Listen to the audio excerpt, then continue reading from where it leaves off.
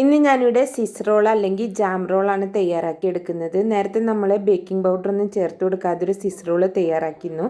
അപ്പോൾ ഈ ഒരു സ്വിസ് റോൾ നമ്മൾ തയ്യാറാക്കുന്നത് ബേക്കിംഗ് പൗഡറൊക്കെ ചേർത്ത് കൊടുത്തിട്ടാട്ടോ. അപ്പോൾ എങ്ങനെയാണ് നമുക്ക് ഈ സ്വിസ് റോൾ അല്ലെങ്കിൽ ജാം റോൾ തയ്യാറാക്കുന്നത് നോക്കാം. ഞാനൊരു പാത്രത്തിലേക്ക് ഇവിടെ 9 ടേബിൾ സ്പൂൺ മൈദ എടുത്തിട്ടുണ്ട്. ഇതിൻ്റെ കൂടെ തന്നെ നമുക്കൊരു 1/2 ടീസ്പൂണോളം ബേക്കിംഗ് പൗഡറും കൂടെ ചേർത്തിട്ടുണ്ട്. അപ്പോൾ ഇത് നമുക്കൊരു അരിപ്പ് ഉപയോഗിച്ചിട്ട് നന്നായിട്ട് 1-2 തവണ ഒന്ന് അരിച്ചെടുക്കാട്ടോ. വേണമെങ്കിൽ അരിച്ചെടുക്കുകയാണെങ്കിൽ ഒന്നും കൂടെ കേക്ക് നല്ല സോഫ്റ്റ് ആയിട്ട് കിട്ടും.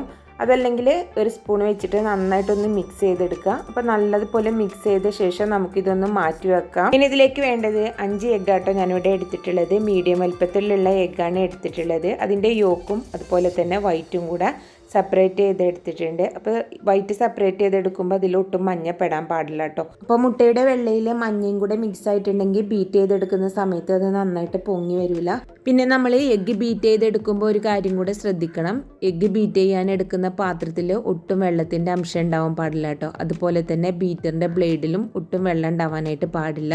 ഇപ്പോൾ വെള്ളത്തിൻ്റെ അംശം ഉണ്ടെങ്കിൽ നന്നായിട്ട് പതഞ്ഞ് വരില്ല കേട്ടോ. പിന്നെ ഇതിലേക്ക് ഒരു പിഞ്ച് സാൾട്ടും കൂടെ ചേർത്ത് കൊടുത്തിട്ടുണ്ട്. ഇതിൻ്റെ കൂടെ തന്നെ നമുക്ക് 1 ടീസ്പൂണോളം ലെമൺ ജ്യൂസും കൂടെ ചേർത്ത് കൊടുക്കാം. ലെമൺ ജ്യൂസ് നമ്മൾ ചേർത്ത് കൊടുക്കുന്നത് എഗ്ഗ് നന്നായിട്ട് പതഞ്ഞ് വരാനും പെട്ടെന്ന് പൊട്ടിപ്പോവാതിരിക്കാനൊക്കെ വേണ്ടിയിട്ട് കേട്ടോ. ഇനി ഇതിലേക്ക് വേണ്ടത് 8 ടേബിൾ സ്പൂണ് പഞ്ചസാര, 1 ടീസ്പൂണ് കോൺഫ്ലോറും കൂടെ ചേർത്തിട്ട് നന്നായിട്ടൊന്ന് പൊടിച്ചെടുത്തതാണ്. അപ്പോൾ ഈ പഞ്ചസാരയിൽ നിന്നും നമുക്ക് ഏകദേശം ഒരു പകുതി ഭാഗത്തോളം നമുക്ക് എഗ്ഗ് യോക്കിലേക്ക് ചേർത്ത് കൊടുക്കാം കേട്ടോ. അപ്പോൾ മുഴുവനായിട്ട് ചേർത്ത് കൊടുക്കേണ്ട, ബാക്കി പകുതി നമുക്ക് എഗ് വൈറ്റിലേക്കും ചേർത്ത് കൊടുത്താൽ മതി. അപ്പോൾ ഞാനിതിലേക്ക് പകുതി ഞാനിപ്പോൾ എഗ് യോക്കിലേക്ക് ചേർത്ത് കൊടുക്കുന്നുണ്ട്. അതിനുശേഷം ആ എഗ്ഗിൻ്റെ സ്മെല്ലൊക്കെ ഒന്ന് മാറിക്കിട്ടാൻ വേണ്ടിയിട്ട് ഇതിലേക്കായിട്ട് വാനില എസൻസും കൂടെ ചേർത്ത് കൊടുക്കുന്നുണ്ട്. 1-2 ടീസ്പൂണൊക്കെ ചേർത്ത് കൊടുക്കുക കേട്ടോ. ഫ്ലേവറിനനുസരിച്ച് ചേർത്ത് കൊടുക്കുക. ഇനി നമുക്ക് എഗ് വൈറ്റ് ഒന്ന് ബീറ്റ് ചെയ്തെടുക്കുന്നുണ്ട്. ആദ്യം ലോ സ്പീഡിലിട്ട് വേണം ബീറ്റ് ചെയ്തെടുക്കാൻ, പിന്നീട് സ്പീഡ് കൂട്ടിയിട്ട് കൊടുത്താൽ മതി കേട്ടോ. അപ്പോൾ ചെറുതായിട്ട് ഇതിങ്ങനെ പതഞ്ഞ് പൊങ്ങി വരാനായിട്ട് തുടങ്ങുന്നുണ്ട്.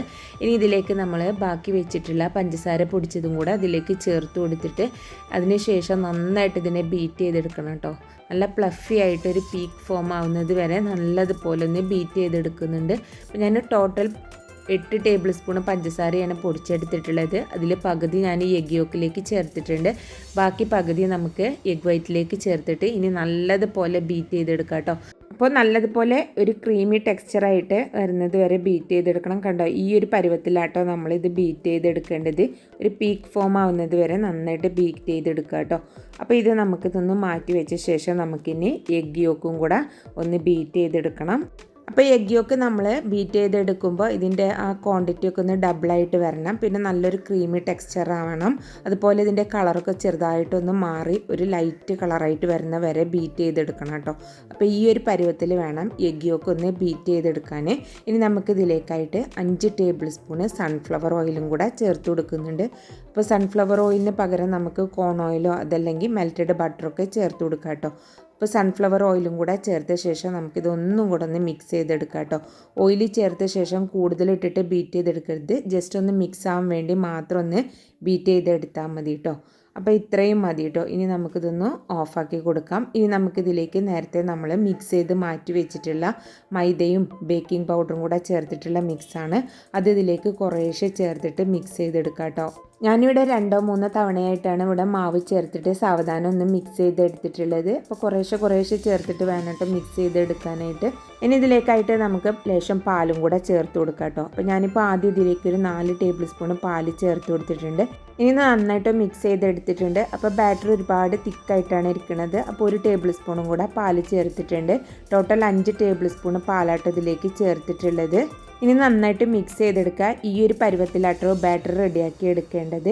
ഇനി നമുക്കിതിലേക്കായിട്ട് നമ്മൾ നേരത്തെ ബീറ്റ് ചെയ്ത് മാറ്റി വെച്ചിട്ടുള്ള എഗ് വൈറ്റും കൂടെ ഇതിലേക്ക് ചേർത്തിട്ട് മിക്സ് ചെയ്തെടുക്കാം കേട്ടോ. അപ്പോൾ എഗ് വൈറ്റ് നമ്മൾ ചേർത്ത് കൊടുക്കുമ്പോൾ കുറേശ്ശെ ചേർത്ത് മിക്സ് ചെയ്തെടുക്കണം കേട്ടോ. ഒരുമിച്ച് അങ്ങോട്ട് മിക്സ് ചെയ്തെടുക്കരുത്. എഗ് വൈറ്റ് നമ്മൾ ചേർത്ത് കൊടുക്കുമ്പോൾ ഒരു 3-4 തവണയായിട്ട് കുറേശ്ശെ ചേർത്തിട്ട് ഇതുപോലെ സാവധാനം ഒന്ന് ഫോൾഡ് ചെയ്തെടുത്താൽ മതി. എഗ് വൈറ്റ് ഞാൻ ഫുള്ളായിട്ട് ഇതിലേക്ക് ചേർത്ത് കൊടുത്തിട്ട് നല്ലതുപോലെ ഒന്ന് മിക്സ് ചെയ്ത് കേക്ക് ബാറ്റർ ഇവിടെ റെഡി ആയിട്ടുണ്ട്. ഇനി ഇതൊന്ന് ബേക്ക് ചെയ്യാനായിട്ട് തുടങ്ങാം കേട്ടോ. അപ്പോൾ ഇതിനായിട്ട് ഞാനിവിടെ ബേക്കിംഗ് ട്രേ റെഡി ആക്കിയിട്ടുണ്ട്. അടിയിൽ ബട്ടർ പേപ്പർ ഇട്ട് കൊടുക്കണം കേട്ടോ. ബട്ടർ പേപ്പർ നമ്മൾ എന്തായാലും ഇട്ട് കൊടുക്കണം. ഇനി കേക്ക് ബാറ്റർ ഇതിലേക്കായിട്ട് ഒഴിച്ചു കൊടുക്കുക. ഞാനിവിടെ എടുത്തിട്ടുള്ളത് 12 ഇഞ്ച് വീതിയും 11 ഇഞ്ച് നീളമുള്ള ഒരു ബേക്കിംഗ് ട്രേ ആണ്. അപ്പോൾ ഇതിനെക്കാട്ടിലും കുറച്ചും കൂടി ഒരു വലിയ ട്രേ എടുക്കുമായിരിക്കും ഒന്നും കൂടെ നല്ലതുപോലെ ഒന്ന് ടാപ്പ് ചെയ്തിട്ടുണ്ട്. എയർ ബബിൾസ് ഒക്കെ ഉണ്ടെങ്കിൽ ഒന്ന് പോകാൻ വേണ്ടിയിട്ടാട്ടോ ടാപ്പ് ചെയ്ത് കൊടുക്കുന്നത്. അപ്പോൾ ഞാനിവിടെ ഓവനിൽ വെച്ചിട്ടാണ് ഇത് ബേക്ക് ചെയ്തെടുക്കുന്നത്. നമുക്ക് സ്റ്റൗ ടോപ്പിൽ വെച്ച് ബേക്ക് ചെയ്തെടുത്താലും മതി കേട്ടോ. ഞാനിവിടെ 180 ഡിഗ്രിയിലാട്ടോ ഇത് ബേക്ക് ചെയ്തെടുക്കുന്നത്. മുകളിലത്തെയും താഴത്തെയും കോയിൽ ഞാൻ ഓണാക്കിയിട്ടുണ്ട്. ഏറ്റവും മുകളിലത്തെ തട്ടിൽ വെച്ചിട്ടാട്ടോ ഇത് ബേക്ക് ചെയ്തെടുക്കേണ്ടത്. അപ്പോഴേ കറക്റ്റായിട്ട് കിട്ടുള്ളൂ കേട്ടോ.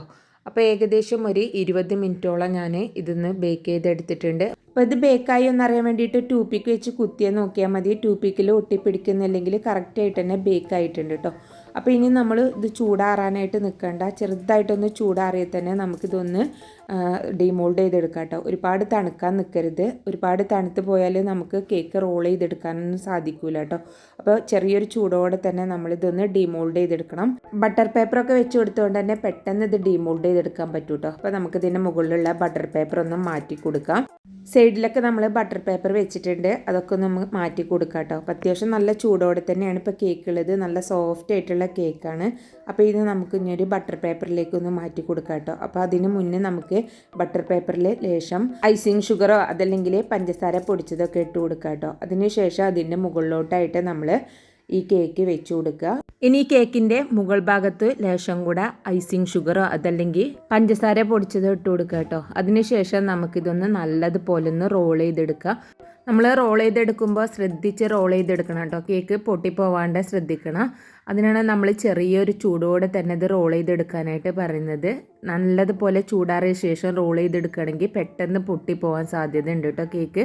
അപ്പോൾ ഇത് കണ്ടോ, ചെറിയൊരു ചൂടോടെ തന്നെയാണ് ഞാനിതൊന്ന് റോൾ ചെയ്തെടുത്തിട്ടുള്ളത്. ഇനി നമുക്കിത് 1 മുതൽ 2 മണിക്കൂർ വരെ ഇതേപോലെ തന്നെ വെക്കുക കേട്ടോ. അപ്പോൾ അതിൻ്റെ ആ ഈർപ്പൊക്കെ ഒന്ന് തട്ടിക്കൊണ്ട് കേക്ക് ഒന്നും കൂടെ സോഫ്റ്റ് ആയിട്ടുണ്ടാവും. അപ്പോൾ ഏതാണ്ട് ഇതൊരു 2 മണിക്കൂറോളം ആയിട്ടുണ്ട് കേട്ടോ. അപ്പോൾ ഇതിൽ നിന്ന് നമുക്ക് ബട്ടർ പേപ്പർ ഒന്ന് മാറ്റി കൊടുക്കാം. അപ്പോൾ നമുക്കിതൊന്ന് പോലെ സാവധാനം ഒന്ന് ബട്ടർ പേപ്പർ മാറ്റി കൊടുക്കാം കേട്ടോ. അപ്പോൾ ഈ ഒരു രീതിയിലാണ് നമ്മൾ റോൾ ചെയ്ത കേക്ക് ഉണ്ടാവുക.